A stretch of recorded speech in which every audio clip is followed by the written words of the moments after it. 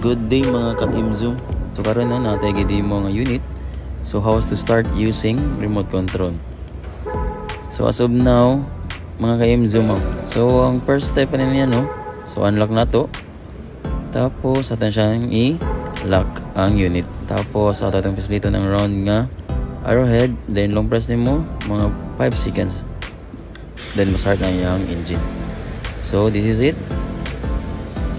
Start ng engine, then pag stop sa engine na to mga ka-imzoom, ato lang mo siya i-long press 5 seconds, off na niya engine. Okay, unlock na to.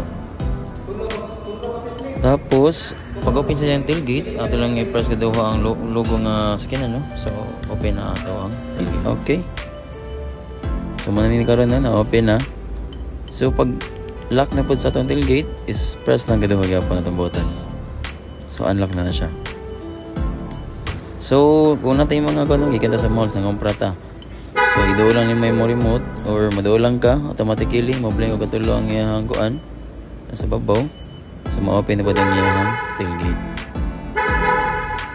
So, pag unlock ka niya, ato na siya i-press manually. Okay, so moro to mga ka-imzoom. So, mga na yung mga plano di ano, mo inquire na ko. For more details, pwede dyan ka contact anytime na ko. Or message me or send me a message in my phone number. So ito lang sa comment section. Salamat mga ka-imzoom.